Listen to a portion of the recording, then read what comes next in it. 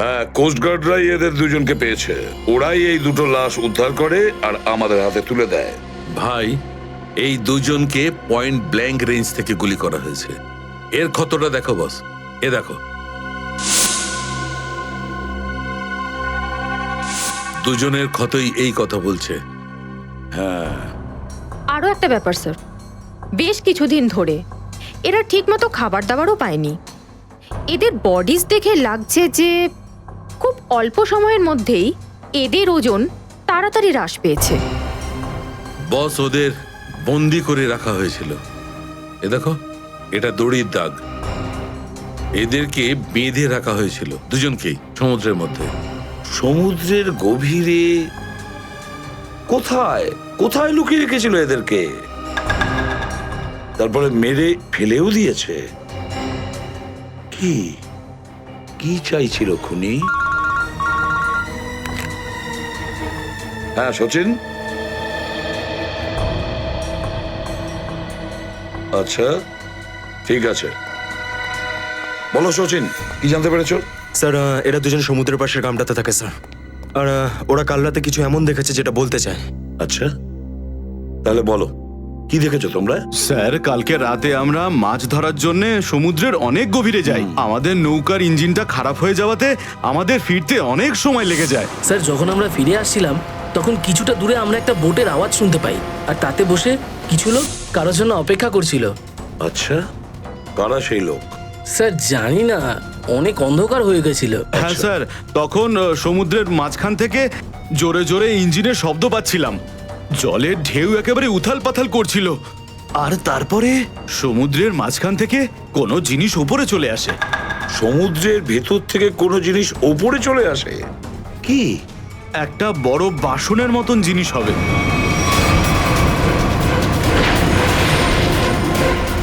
Submarine, ডুবোজাহাজ? হ্যাঁ হ্যাঁ, ডুবোজাহাজ। আর ওই বোটটা যখন ডুবোজাহাজের পাশে যায়, আর তখন ওখানে কিছু লোক কাজ করছিল স্যার। কি কাজ করছিল? জানি না স্যার, অনেক রাত হয়ে গেছিল তো দেখতে পাইনি। তখনই আমরা গুলি চলার শব্দ শুনতে পাই। গুলি চালানোর শব্দ? কটা গুলি চলেছে? দুটো গুলি স্যার। ও, দুটো গুলি চলেছে। আর আমরা দুটো লাশও পেয়েছি। আর আমরা ওখান থেকে ভয় পেয়ে পালিয়ে যাই স্যার। স্যার, একটা কথা বুঝতে পারলাম না, সমুদ্রের মাঝামাঝি এই সাবমেরিন কি করছিল? সেটাই তো। আর ওই বোটটায় তাহলে হচ্ছিল কি? স্যার, হ্যাঁ Pankaj? Sir, missing person bureau থেকে দুজন ভিক্টিমের ডিটেলস পাওয়া গেছে। গ্রেট। অমল, মনোজ আর দুজনেই একই দিনে নিখোঁজ হয়েছে। আর স্যার, দুজনেই মেরিন ইঞ্জিনিয়ার্স। হ্যাঁ সেটাই তো, মেরিন ইঞ্জিনিয়ার। সচিন, এটা কোনো কোইন্সিডেন্ট নয়, কোনো সংযোগ নয়। কারণ মেরিন ইঞ্জিনিয়ার্সরা অনেক কিছু কাজ করে সাবমেরিনে, ডুবোজাহাজে। এটা কোনো কাকতালীয় নয়। আর স্যার, ইন্ডিয়ান ওয়াটারে এই ডুবোজাহাজ আসলে কি করছিল? কিছু না কিছু গোলমাল তো আছে, খুব বড় রকমের গোলমাল আছে, খুব বড় রকমের গোলমাল। খোঁজ নিতে হবে ওই ডুবোজাহাজের ব্যাপারে। ইন্ডিয়ান নেভি, ভারতীয়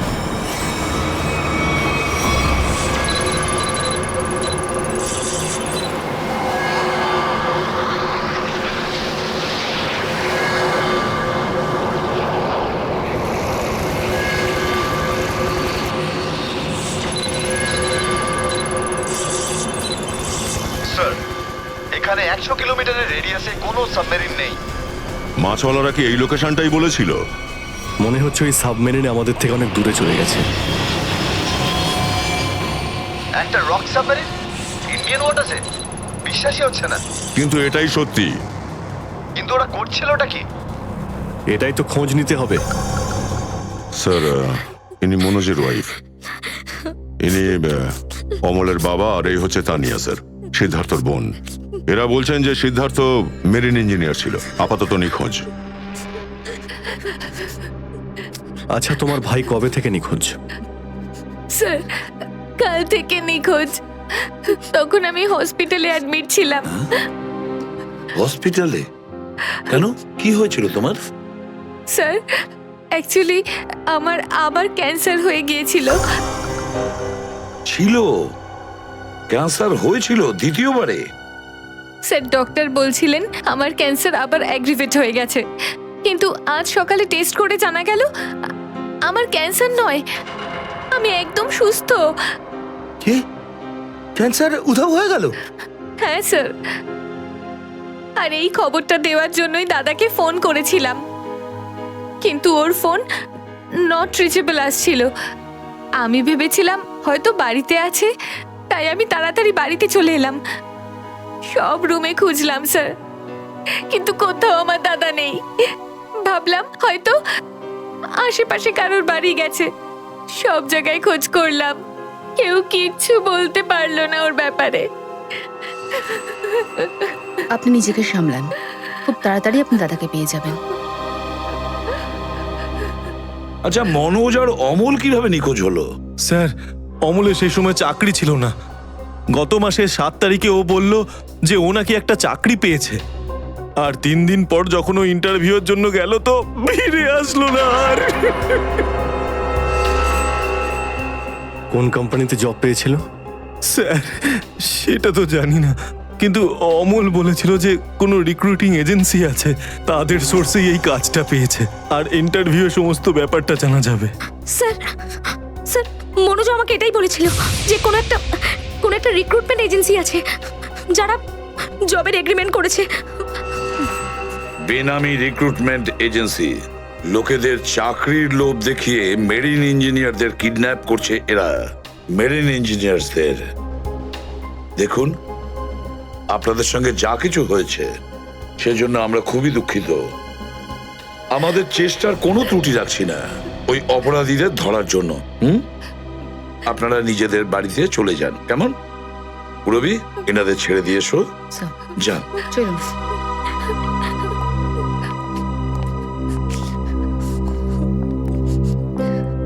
স্যার হ্যাঁ, স্যার প্লিজ স্যার আমার দাদাকে খুঁজে দিন আপনারা। ও ছাড়া আমার আর কেউ নেই স্যার, আমার আর কেউ নেই।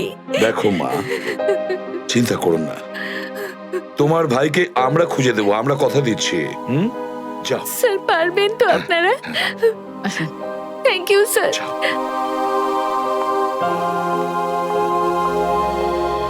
এই অনন্যা ডাক্তারের সঙ্গে কথা বলতে হবে। স্যার হ্যাঁ, স্যার হতে পারে যে সাবমেরিনে প্রচুর টেকনিশিয়ানের প্রয়োজন ছিল, আর সেই জন্যই ওরা এই চাকরির জালটা পেতেছিল। স্যার এই ডুবোজাহাজটা কোথায় আছে আমরা জানি না স্যার, তাহলে অপরাধীদের আমরা ধরবো কি করে?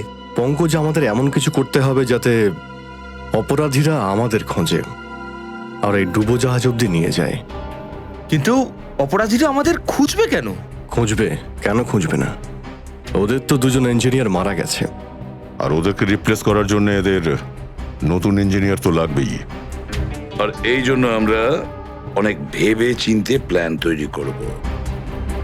ভেবে চিন্তে প্ল্যান তৈরি করব।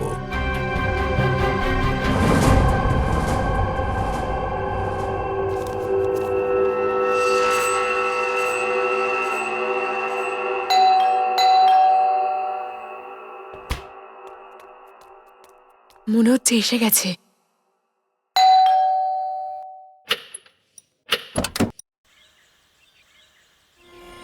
আসুন আসুন, আপনার জন্যই অপেক্ষা করছিলাম, অনেকক্ষণ ধরে বসে আছেন।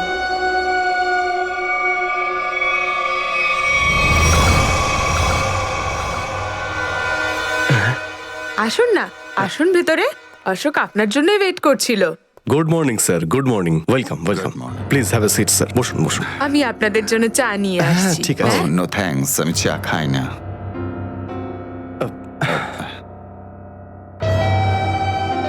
স্যার প্লিজ আমার ভাইকে চাকরিটা দিন না, প্লিজ স্যার। আমাদের অনেক ধার রয়ে গেছে, জানি না আমরা কিভাবে সেটা শোধ করব। দিদি দিদি, এক মিনিট। আরে আমাদের তো আগে কথা বলতে দাও প্লিজ। তুমি এসো, তুমি আমার জন্য চা করে নিয়ে এসো, যাও প্লিজ প্লিজ। জানি না তুই কবে চাকরি পাবি, আমার তো খুব চিন্তা হয়। সরি স্যার, ওই আমার দিদি আসলে একটু আমার চাকরি নিয়ে খুব টেনশনে আছে আর কি। ওনার একটু আসলে টাকা নিয়ে ওনার একটু নিশ্চয়ই বুঝতে পেরেছেন। হয় এরকম, আসলে টাকা জিনিসটাই এরকম। তাহলে স্যার আমার এই চাকরিটা পাকা ধরে নেব স্যার?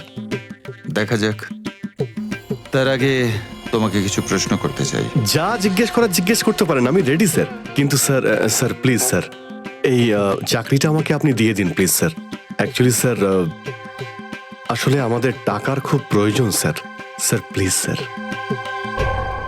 খুবই এক্সাইটেড দেখছি আপনি এই চাকরিটা নিয়ে। সে তো একদমই স্যার।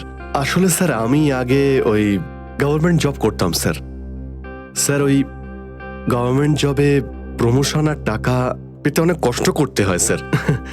এই জন্যে স্যার আমি রিজাইন করে দিয়েছি। আপনার পুরো নাম আর ডেট অফ বার্থ? আমার নাম Ashok Kumar. Date of birth 10th April 1976। আর কোয়ালিফিকেশনস? মাস্টার করেছি sir, master in marine engineering from GID college. তার মানে সাবমেরিনের ইঞ্জিনের মেনটেন্যান্স আর নেভিগেশনের ব্যাপারে তো নিশ্চয়ই নলেজ আছে। Yes sir, you are right sir.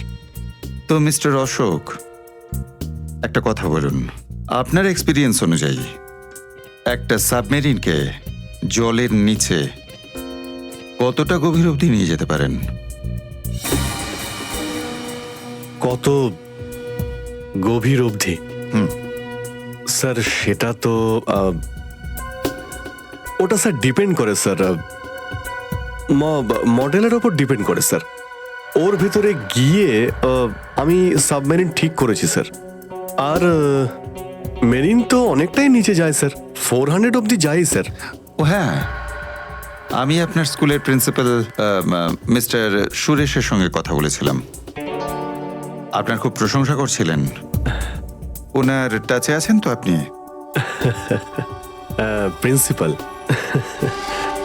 Principal sir খুব ভালো লোক স্যার। স্যার আমার প্রিন্সিপাল আমার মেন্টরও ছিল স্যার। ওনার নাম স্যার সুরেশ নয়, মহেশ ছিল স্যার।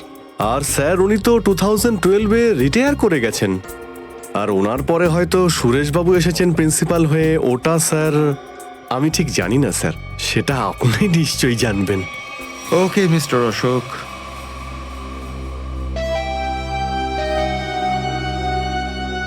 আপনার চাকরিটা পাকা। Thank you sir, thank you very much. আপনার ফ্যামিলির ফাইন্যান্সিয়াল প্রবলেমটা অবশ্যই আমরা দেখব। আপাতত এই চাকরিটা 6 মাসের জন্য। ওকে। এখানকার রুলস অ্যান্ড রেগুলেশনস আপনি জয়েন করার পর জানতে পারবেন। Of course sir, thank you sir. আর হ্যাঁ,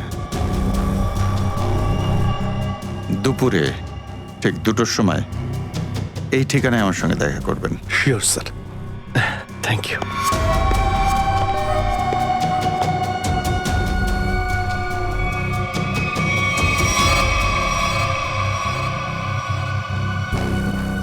কাজ হয়ে গেছে, আরো একটা জব পাকা হয়ে গেছে আমার।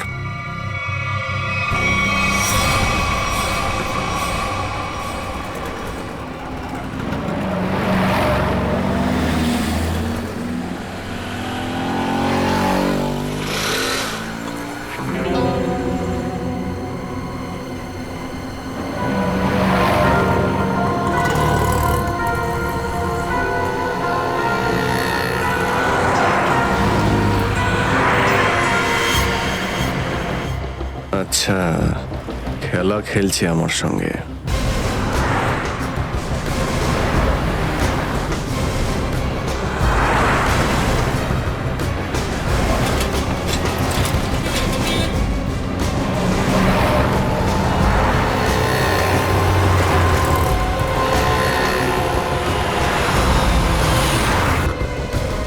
নমস্কার। হ্যাঁ ঠিক আছে, ভিতরে বস। সুশীল, চলো তাড়াতাড়ি, ভালো করো। নমস্কার।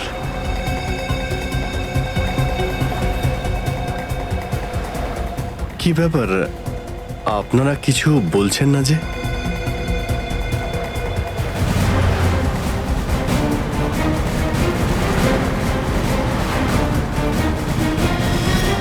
আচ্ছা আপনারা কি এদের এই চুপ। চুপ চুপ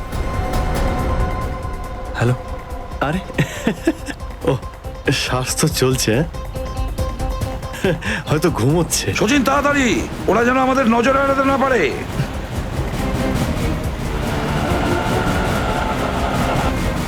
আরে স্যার আপনি চোখ খুলে কেন ঘুমোচ্ছেন? খুব স্ট্রেস পড়ে চোখের উপরে। আমি এক্ষুনি বন্ধ করে দিচ্ছি। এখন তোরও ঘুমানোর সময় চলে এসেছে। আরে কিন্তু আমি রাতে ঘুমোই, দিনের বেলা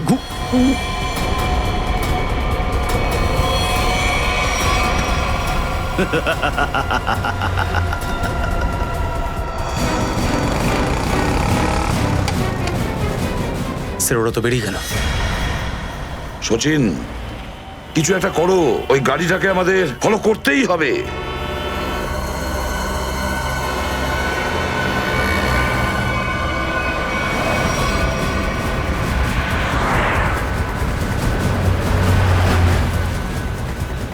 গাড়িটা কোথাও দেখতে পাচ্ছি না।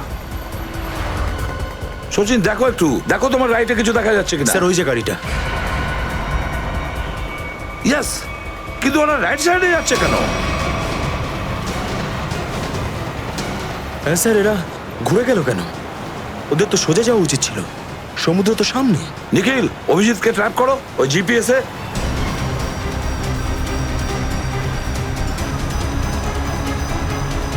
অভিজিৎ স্যারের জিপিএস ডিভাইস সিগন্যাল দিচ্ছে না, কাজই করছে না। ওভারটেক করো এই গাড়িটাকে, ওভারটেক করো। এই দাঁড়া দাঁড়া দাঁড়া দাঁড়া।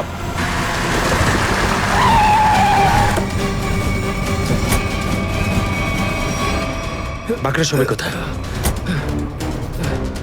কি হয়েছে? চুপ বল, গাড়ির ভেতরে যারা ছিল তারা কোথায়? স্যার এর মধ্যে কেউ ছিল না। কেউ ছিল না মানে? দেখ, সব সত্যি সত্যি বলে ফেল, নাহলে। সত্যি বলছি স্যার, আমাকে একটা লোক বললো যে সঙ্গমনগর চৌরাস্তার মোড়ে গাড়িটা দাঁড় করিয়ে চলে যেতে। আর কি বলেছে? আর তো কিছু বলেনি। এই কাজের জন্য ও আমাকে 5,000 টাকাও দিয়েছে। ওই মেরিন অব্দি পৌঁছানোর একটাই রাস্তা ছিল, আর সেটাও বন্ধ হয়ে গেল। নিখিল, সিআইডির কোনো রাস্তা বন্ধ করা যায় না। যদি একটা রাস্তা কেউ বন্ধ করে, অন্য রাস্তা আমরা তৈরি করি।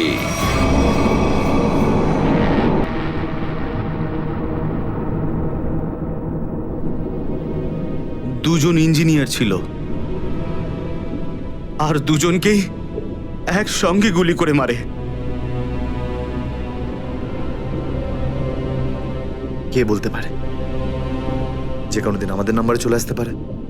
হ্যাঁ, আমাদেরও একদিন আসবে সমুদ্রের মাঝে আমরা ডুবে যাব, কিন্তু আমাদের ব্যাপারে কেউ কিচ্ছু জানতে পারবে না। ঠিক বলেছ, কিন্তু মৃত্যুর আগে একবার বেঁচে ওঠার চেষ্টা তো করতেই হবে না?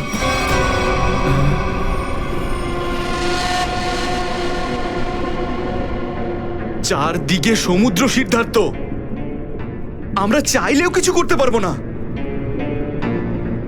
কোথায় যাবে তুমি? কন্ট্রোল রুমের ভেতরে। কি? হ্যাঁ হ্যাঁ, আমার কাছে একটা প্ল্যান আছে।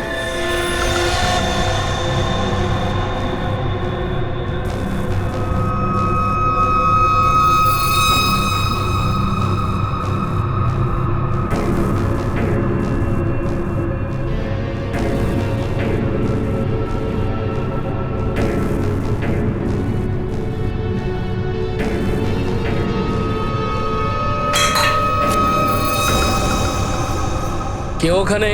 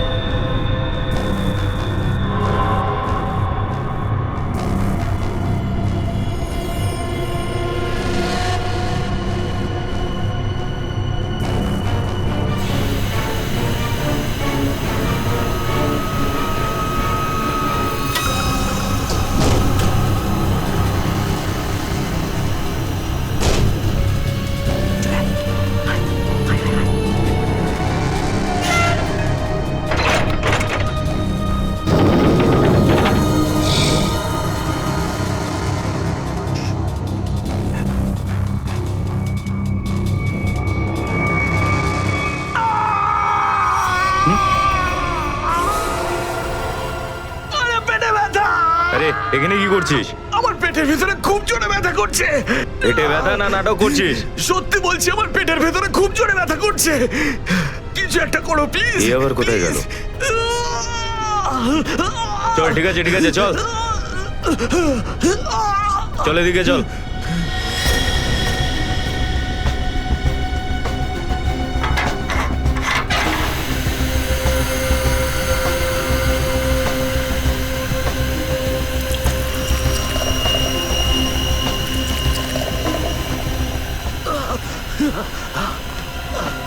এখানে ওষুধপত্র আছে, খেয়ে নে। কিন্তু এখানে পেট ব্যথার ওষুধ কোনটা? আরে আমি ডাক্তার নাকি? যা খাবার খা, তারপর ঘরে চলে যা। কিন্তু আমি কি করে জানবো যে এখানে পেট ব্যথার ওষুধ কোনটা? আরে শুনুন না।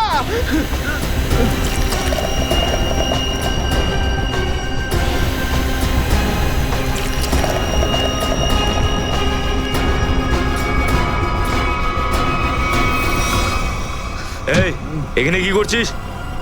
আমি কন্ট্রোল রুম দেখতে এসেছিলাম শুধু। এই না জিজ্ঞেস করে কি করে এলি তুই? এদিক ওদিক গেলে না প্রাণে মেরে দেবো। চল বেরো এখান থেকে, বেরো চল।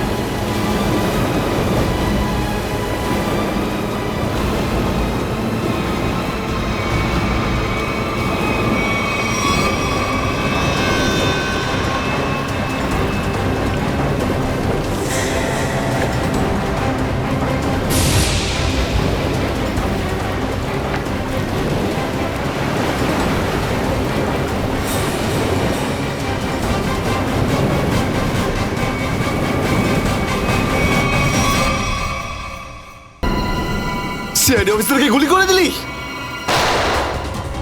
পালা, আরে পালা পালা পালা। দয়া!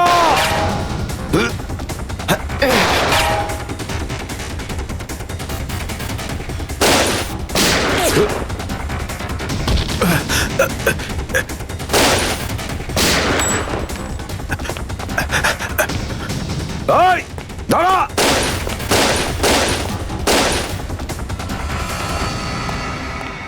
দয়া, অভিজিৎ, দয়া, অভিজিৎ,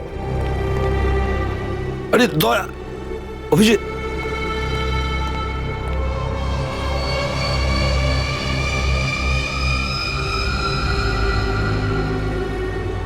মাই গড,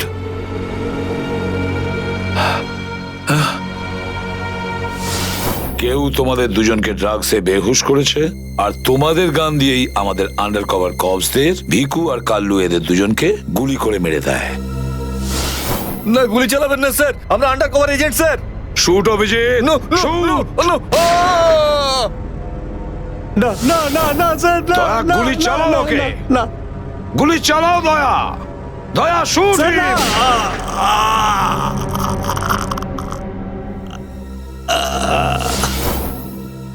কিন্তু স্যার, আপনারই গলার আওয়াজ, শুট দয়া শুট, আমার কানে বারবার আসছিল স্যার। সেটা কি করে? নিশ্চয়ই আমার গলা ওরা রেকর্ডিং করে রেখেছিল, নিশ্চয়ই করেছিল। কিন্তু স্যার, আপনি কেন লুকোলেন? সেই সময় আপনি ওখানে ছিলেন। আর স্যার, আপনি সালুকে স্যারকে কেন বললেন না যে দয়াকে আমি গুলি করিনি স্যার? কারণ কি অভিজিৎ, আমার খোঁজ নেওয়া দরকার ছিল যে ওই বেঈমানটা কে, যে এই সমস্ত খেলাটা খেলেছে। আর ওই ছিল ডিসিপি চিত্রলে।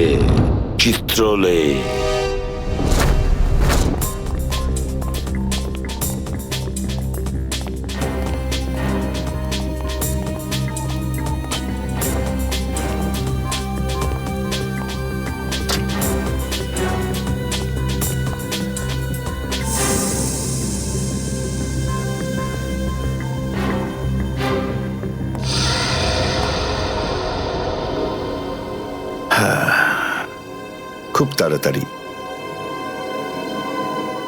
এই শহর থেকে খুব তাড়াতাড়ি সিআইডি কে মুছে দেবো আমি, যারা এতদিন ধরে এখানে অপরাধগুলোকে আটকে রেখেছিল। আর তারপর শুরু হবে দুষ্কর্মের এমন সাম্রাজ্য, সেখানকার সব থেকে বড় রাজা হয়ে উঠব আমি। বস, আপনার ফোন। হ্যালো, হ্যাঁ বলো। কি? এসিপি অভিজিতার দয়া 3 জনেই জেলে? এই তো দারুণ, খুব ভালো। তোমার কথা শুনে আমার তো মনে হলো আমার কানে কেউ যেন মধু ঢেলে দিল। বাহ বাহ, দারুণ। আমি তো সেই থেকে এই দিনটারই অপেক্ষা করছিলাম। আর 1 ঘন্টার মধ্যে আরেকটা দারুণ খবর শুনিয়ে দাও। এই 3 জনের মৃত্যুর খবর। মৃত্যু।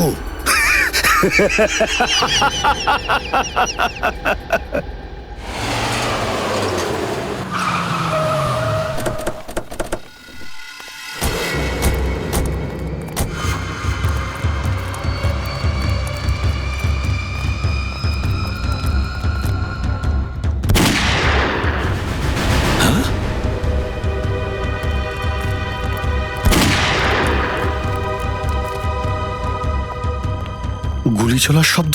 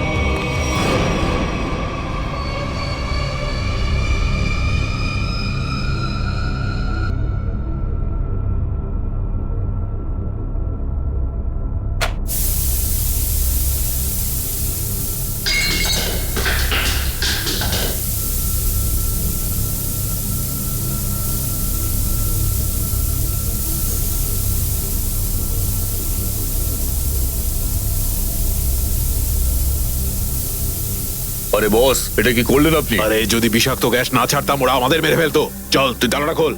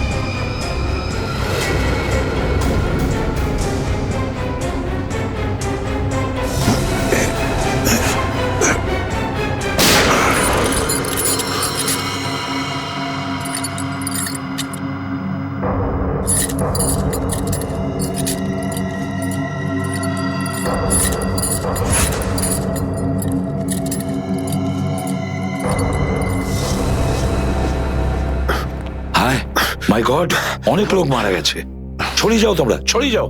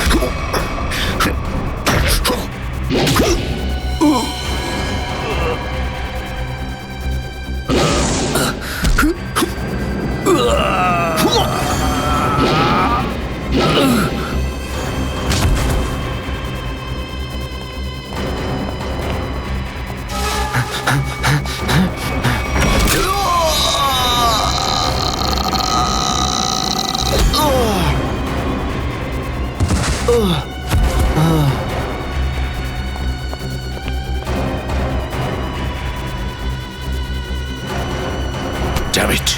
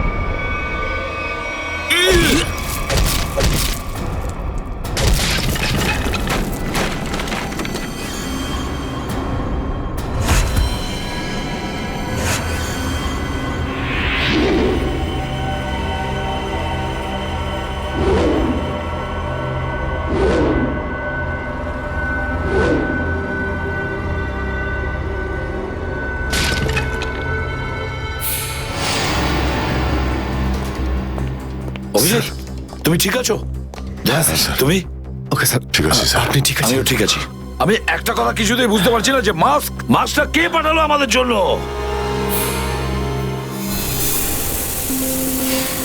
আরে ধোঁয়া, এই ধোঁয়া,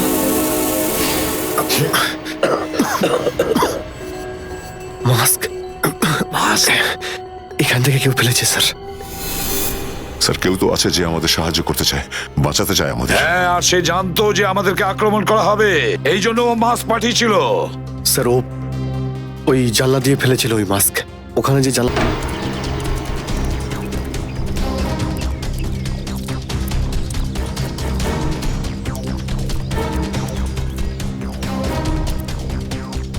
এই যে স্যার, এইখান দিয়ে ফেলা হয়েছিল মাস্ক।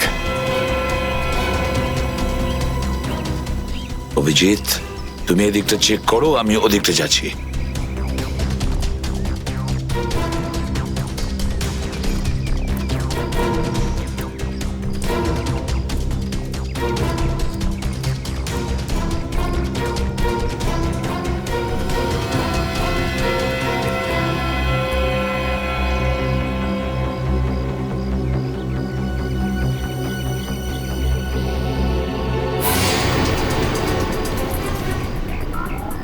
স্যার,